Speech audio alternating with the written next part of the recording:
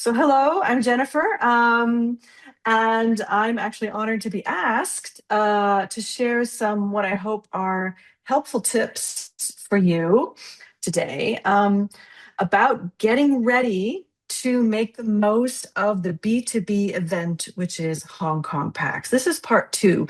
We did the first session in October.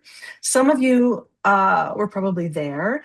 So for some of you, this will be review. Um, for some of you, maybe it's new. This will be a little bit more interactive than the first one because I want to see what you remember. But I also want to hear more about your thoughts and experiences, okay? Do know that review, even if you think, oh, I've heard this before, some of it, review is always a good thing to do, even for the most experienced of us. We need to review, even I need to review in order to remember to prepare carefully and to do these things well so that every time I go to a B2B event, I also make the most of it. All right, let's dive in. So the first up is how to prepare, how to get ready to go to Hong Kong PAX. So who can tell me what's the first thing you do when you say, I think I'm going to go to Hong Kong PAX? Well, then what do you do after you've signed up? Who can tell me? Don't be shy. Anyone? Just speak up. The people who are going to the participants. Can you hear Jennifer? Not so well, not so well. Okay. To see Yeah. who are also going to attend the Hong Kong PAX. Yeah, that is something that you do. Absolutely, yes. We're going to get to that. But what do you do before that? Or it's part of that. That's also what's also connected with that. But what you raised, we're going to talk about that also. The very first thing that you're going to do.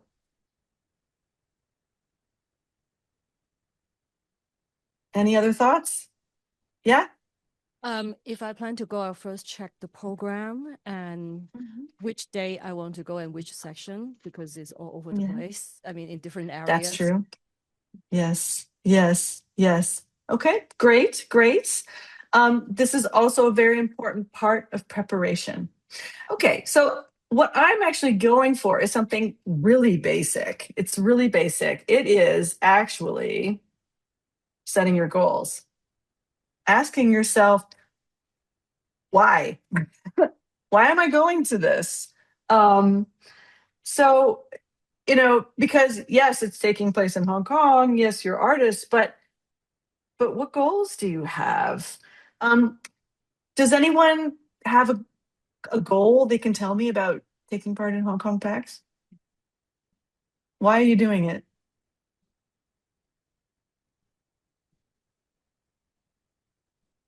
Come on. Hello. Speak up. Yes. Great. I'm Vivian. Yes. Hello. Good to see you, Hi, Jennifer. Vivian. Hi. Hi. I think we're joining Hong Kong PAX so that we could meet more people and trying to bring our productions abroad eventually. Yes. Excellent. Okay. Great. So you want to bring your stuff abroad, you want to bring your work abroad, and you want to meet people. Okay. So these are absolutely the perfect goals to have, some of the perfect goals. Now, what kind of people can help you do that at Hong Kong PAX? What kind of people, Vivian?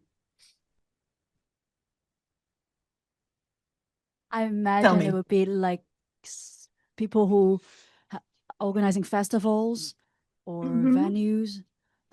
But also that's also thing that I want to find out here. Okay, great. No, yes, you're actually completely correct. Okay, so this is absolutely, we're going to get into this super deep. I'm just kind of warming you up. I'm getting your, get the thought process going. And so you have this, you want to meet the people that are going to present your work, maybe going to book your work. So you're going to be thinking about, we're going to talk more about this with those people. You want to think, what can I offer those people? Right? And how is what I offer unique? We're going to dive more into that later. But when you're thinking about your goals, I want you to always also remember to be realistic. Participation in an arts market is an investment of your time, and it pays off usually medium term to longer term. Not so much immediately. It's not like 2 weeks later you're going to have a whole tour booked. This almost never happens. So the benefits of taking part in something like Hong Kong PAX, they become visible only months or sometimes even years later. What you're doing at Hong Kong PAX is planting seeds, some of which will sprout and grow if you look after them well. And one of the key indicators of how well you've done at Hong Kong PAX is how many contacts you've made. Okay? Those people, Vivian, you're exactly right. How many people did you meet? How many contacts did you make? And how many of exactly the right kind did you make? So the next topics are here to help you make as many contacts and as many of the right kind as possible. How do you find the right kind? So we spoke about this in session 1. So how do you start to begin to find these people at Hong Kong PAX? What do you need to do? Who remembers this from session 1? Or who knows this from other events? Anyone? I know you know this. Was anyone in here in October? Did anyone take part in October? I can't see, you're so small. Okay, I'll give you a hint. All right, the first thing you do is you get the who is coming list. Do you guys know what that is? Yeah? You know what that is? Anne and Florence, when will that first appear on your website? We are hoping those who purchase the pass, because they have already gave consent that their contact information will be shared among the delegates. So we are hoping like perhaps we will be launching that listing in around perhaps September starting, Okay, so that's pretty close up before the event. Oof, that's going to be tight. We Okay. can explore releasing that earlier, perhaps. Yeah, but I think sometime around like one or more months like earlier prior to the events. Yeah. Okay. I mean, if it's possible, 2 months is good because doing this kind of work does take time. And people do like to know. International delegates really want to know who else is going to be there. And it's a big attraction when they know, okay, I can see this person, this Sure, we person, will this person, explore this that. person. Yeah, we will definitely Yes. explore the timeline wise. Yeah. Okay. So the who is coming list is useful for all kinds of people. So it's useful for other international delegates who are thinking, oh, I'm going to come to Hong Kong from another country. And I'm flying over. I want to know who's going to be there. So they will look for this list. And you, as artists and arts professionals in Hong Kong, keep your eyes open for this list. This list is it's like a roadmap. This is your roadmap to finding the people that you want to see along the way in your journey through Hong Kong PAX. When this is published, get it and look it over carefully. But don't just look at it, don't just get it when it first comes out. Check again, because very likely what would happen is that more and more names are added as the people confirm. They then are increasing the list. So be sure to check that list more than once for new names. Okay. Now, when you get this list, you're going to scan it carefully. So you're going to go through every name on the list. And you're going to look for, okay, who could be those people who would want to book my work, who might they be? But bear in mind that not each presenter could be a target. I use the word target because you're aiming for them. They're a target for you. You need to research that person thoroughly to make sure that that person actually is a good fit for you. Because just because a person is a presenter, that doesn't mean that person is a good fit for your work. Have a look at that presenter's the website for their venue or for their festival. Look it over. Does it have work that seems like similar to yours in some way? Do you think your work could fit for them? If so, put a big highlight next to that person's name. If not, maybe that person is not worth your time. It's actually better not to contact a presenter if you feel that they don't really fit. It's actually better not to contact them. All right, now this is leading up to asking for meetings. So you've highlighted certain people and you want to have a meeting with them on site. We talked about this in October. What do you remember? Does anyone remember? When you write to someone to ask for a meeting, how do you do it?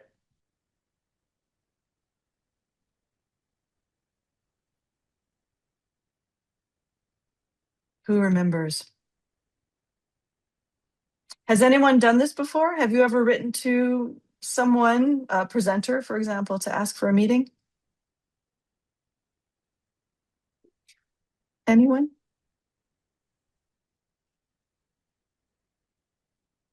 Surely. Okay.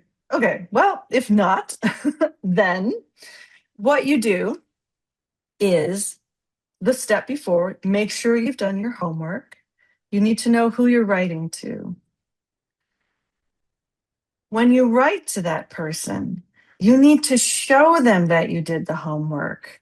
So, did someone say something? No. Okay. So what kind of things are you going to say in your letter to them? So Vivian, you want to meet presenters, okay? And you found a presenter there and you think, oh, this person's a great fit. I want a meeting with that person. What's your letter going to say? What's your email going to say? I guess like acknowledge the things I've seen on their websites or festival, knowing that their program, I mean, they have featured something that is similar to the projects that we do, maybe. And then maybe Yes. start to introduce a little bit about our production, and then ask for if the person would be interested to meet up, and maybe I can tell them more. Yes, I exactly imagine. right. Yep, it's exactly right. So you want to be specific. You've got it right, exactly right, Vivian. You want to be specific. You want to refer to that person by their name. You want to refer to their exact venue or their exact festival and say, I noticed that you present this kind of work, that kind of work. Well, I present work that I believe that fits very well in your program. And I would love to have a meeting with you and suggest a place at a time of their convenience. Say, time of your convenience. Never send a general email to everyone. Dear sir or madam, I'm an artist. I have interesting work. Come to my expo table and let's talk. Those kind of emails almost never work. People will just click them away. Okay, so show that you've done your homework. And you need to write to them at the right time. So you need to write to them in advance, up to, I would say, 4 weeks in advance. Earlier than that, they might forget about you or overlook you later. But if it's too late, if you write to them 2 days before the event starts, they might not see your email in time, or their time might be completely booked. So somewhere in that 3 weeks, I get the 3 week mark is a pretty good sweet spot for asking for setting up meetings. Okay. All right. So all of this is kind of the pre-work for the meat of this session, which is about how to present yourself effectively in industry settings. Verbally, we're going to talk about verbally. This is also a review of October. Let's see what you remember or what your ideas are. Was anybody at Hong Kong PAX last year, or not last year, 2 years ago? Who was there the first time? How many people were there? 1, 2, 3. I think 3. 5. Okay, 5. Okay, so hand the mic to one of those people who raised their hand, someone who hasn't yet spoken. And I want to hear from someone who was at Hong Kong PAX. Tell me what kinds of situations happen at Hong Kong PAX where you talk to people. What kind of situations are there? Tell me. Hi, Okay, my good. name is Yeah. Andy. Nice to Yes, meet hello, you. Andy. Hi, nice to meet Hi, you. and thank you again for Hi. sharing your experience with us. And last edition, it was really huge. As this year, it's gonna be huge as well. And last Yeah. edition, because it was huge, and then it was not easy to really find that people or a person to really Mhm. talk to, but I was lucky that I met some very good connector, and then she connected Mhm. me to different right person, and then Mhm. when I tried it to present ourselves and our work, I think the very important thing is as what you have said, it need to be really specific to tell that person what you are doing and what is your unique Yes. sort of selling point. Because if you tell them like, I'm doing dance, I'm doing circus, or I'm doing music, Mhm. everyone is doing dance, music, and circus, and what is your Yeah. and what makes you so special? And I think it is very important to sort of like inspire that person that what you are doing, and then after Mhm. that, if you really can inspire them by talking about your special, unique thing, they will try keep asking you questions, and then by that time you can really tell them more about your works or your aspiration, something like this. Absolutely. Right on, Andy. Yes. That's exactly what you need to do. You need to tell them, why are you unique? What's so special about you? Yeah, absolutely.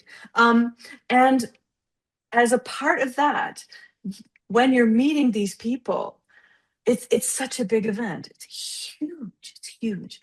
And so you need to be ready, and you need to be ready for different situations that happen. So there are some situations where you might be having a spontaneous and random kind of meeting. Let's say you're waiting in a lunch line, yeah, and it's a long line, and so you start talking to the person in front of you, or you are waiting to get into one of the showcases and you're also standing in line, and so it's a quite short exchange, and it's a random exchange. Another kind of place that you're going to meet people are what I call casual but curated.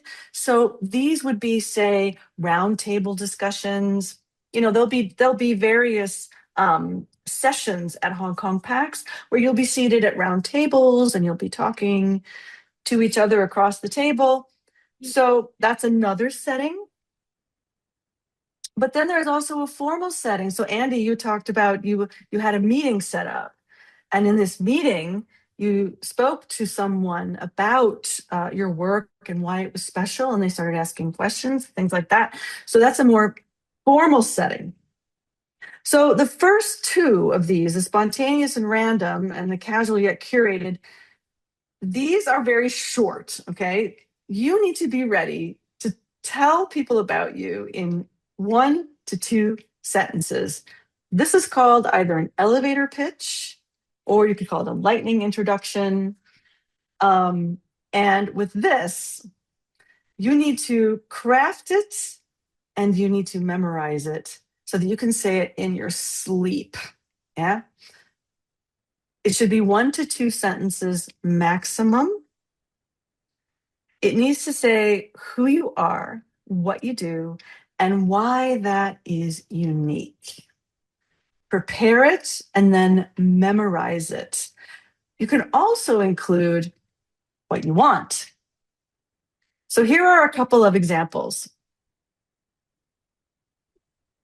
Have a look at this. We create immersive dance theater that transforms non-traditional spaces. Last year, we turned an abandoned train station into a moving performance about migration. I'd love to bring that magic to cities and other countries. Okay, so that's 3 sentences. That talks about what this person wants. So that's one example. Here's another example. I'm a cellist who weaves live looping, spoken word, and visual projections into intimate concerts. Think a one-woman symphony that tells a story from the inside out. So you need to come up with your lightning introduction and you need to memorize it. Okay, now for a meeting. You have a formal meeting. Andy's had one of these. Okay, you need to be ready for your formal meetings. And there's a great structure to follow. Here it comes. It's got 5 parts. The first part is what we call the hook and the core idea.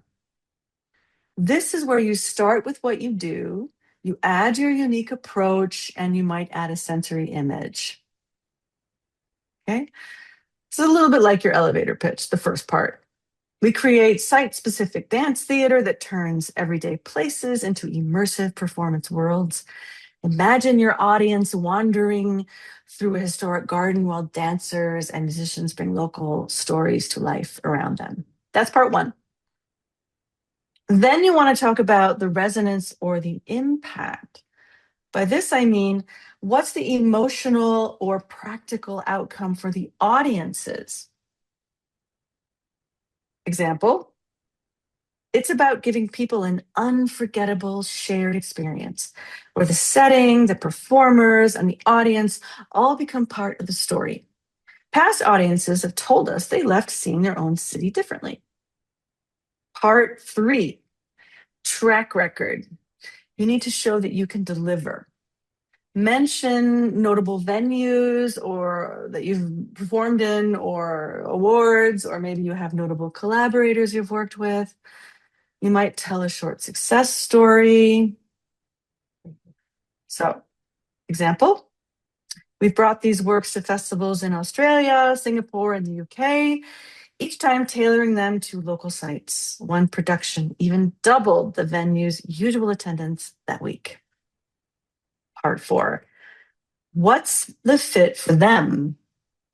You want to tailor this to that person's venue or their audience or their mission.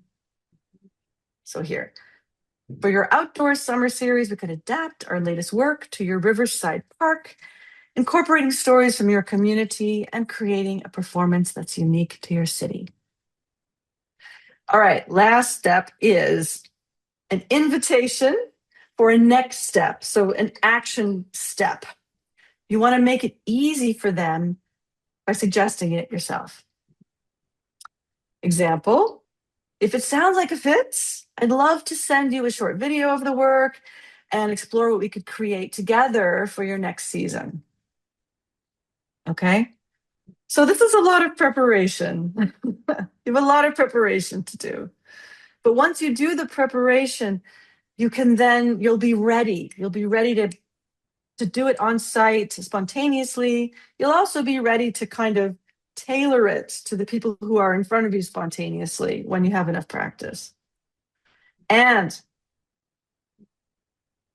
I cannot say this enough, do not forget your business cards. This sounds old school, and it is, but they are absolutely worth their weight in gold. Give them, get them. They are very effective. Digital versions work also. Having both is best. Have a look at this. This is, wait, how does this work? This is me. No, am I here? Here I am. I don't know which camera I'm looking at. You're seeing this, right? This is my business card. And on the business card, for Hong Kong PAX, what's really good is to have a photo of yourself on there so that people remember your face. It's got my name, it's got my like website and contact info, and it has a QR code that goes to my website. So this is actually a really good best practice for business cards. It's not a very nice design, but you need a lot of these. Okay. And after all of that networking, so you've got all these business cards from other people, you want to add each person you met into your contacts database. And you want to include both business and personal details. Details can be helpful later for reconnecting on both a business and a human level. So if you're having a meeting with somebody, do try to jot down what they've said about themselves. And if they mention something personal, maybe there's something that you have in common with that person, or maybe they have a hobby that they're really passionate about, or they really love their kids. Remember what I said at the beginning, and that is that taking part in something like Hong Kong PAX is an investment in medium to longer term. You're planting the seeds. And the information that you collect as you're speaking with people and collecting their business cards, these are going to help you grow those seeds. Okay, now we're going to move to something really concrete. We're going to talk about your expo space. Is anyone here already a Hong Kong chapter artist? Anyone here a Hong Kong chapter artist? Hong Kong chapter artist? Anybody? One? Oh, a whole bunch. Okay. Okay. So, Hong Kong chapter artists, I know that each of you receive an expo table, right? That's right. Yeah? Yeah. I'm pretty sure. Yeah, that's right. Okay. So, having one of these, and if you're not a Hong Kong chapter artist, but you're an artist, you still might want to have one because they're really helpful, actually. Why are they helpful? Because it makes you easy to find, and it makes it easy to hold short meetings, and it can ideally attract additional interest to you. But you have to prepare it well in advance, and you have to utilize it in the right way. So we're going to go over how to do that. First, you got to prepare stuff in advance. Of course, your business cards, you have to do that anyway. You want to have promotional materials ready also. So this could be flyers, info sheets, little brochures. With the brochures, a good size is kind of like this, which is in Europe, this is an A5 kind of size.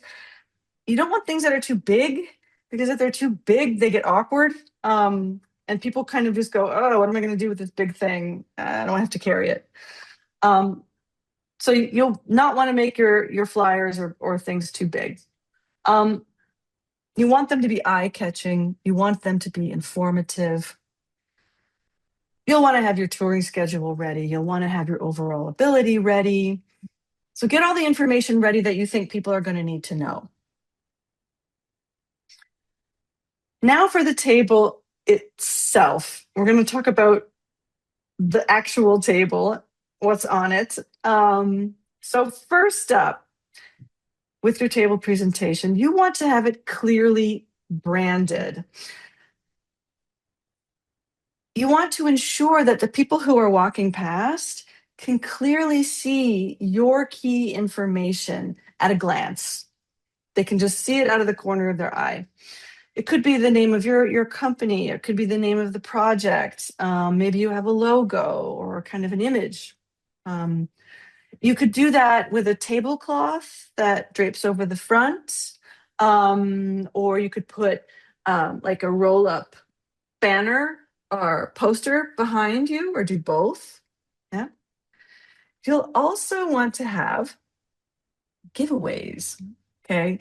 Giveaways are absolutely brilliant things to have at an expo table.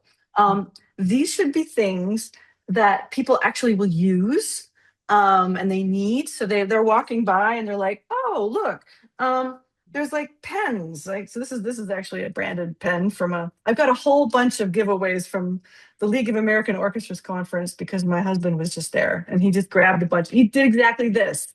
He went through the expo and he grabbed stuff that he needed. So he has a branded pen. He's got what's this? This is the branded screen wiper thing so that you wipe your glasses or your screen with it. Another really good one are things like sticky notes. This is actually for us. We have sticky notes. They should be things that people actually need. And they have your visual on it. They take those and then they use them and they're reminded of you. Quirky things are also good. Here are a few more ideas just to get your creative juices flowing. Hand sanitizer. Put your image on the hand sanitizer. A fan. You have your image on a fan. Little tubes with tea in them, right? These are just a few examples from the wonderful world of conference giveaways, otherwise known as swag. This is to get your creativity flowing. Probably most of you are artists, and so you're creative people. You might want to make your own. But you do want to have something that people will be like, oh, I could use that, or oh, isn't that interesting? It's always a good idea. And more on that. Decoration. Do decorate. Don't have just a bare table with some info sheets on it. Please don't do that. You're not doing yourself a service. Use the tabletop, use the front of the table, use the space behind you. Get creative. Stand out from others in unique ways. Show your creativity because people will be walking past. That could be someone who helps you in some way in future. Attract them to your table. Be attractive, be eye-catching, and be welcoming. You want to entice people to come and talk to you. You might offer small snacks or sweets or drinks. You have them out on your table. You have them visible. So people say, oh, that looks nice. I think I'll have some. Drinks are great because people have to stop and take the drink and stop and drink it there. And so that's a wonderful opportunity to chat with you. You might consider interactive activities. You might have quizzes or a demo, some kind of game. You could publicize this in advance so people know about it, create a kind of a buzz around your table. One very popular thing to do that's always a hit are drinks receptions. I don't know if they're allowing that at Hong Kong PAX, but they're always a hit. Drinks receptions are always a hit. People love them, they come, and this is a great opportunity to attract people to your table. Overall, also, this is part of being a good host. Welcoming is not only the things on your table, but it's also you as a person, your own manner while you're there. Think of it as being a gracious, outgoing host in your home, and you want to share positive things with visitors. And finally, you want your table always to be open and occupied. You need to be there. Somebody needs to be there. An empty booth leaves a really bad impression. And it also is not good if people are trying to find you. So you might want to have help. If it's a long phase, maybe you have someone else in your collective or who you work with that if you can't be at the table, someone else can be at the table. because somebody should always really be at the table. It looks really bad if you're not. Okay, that's it for part 1.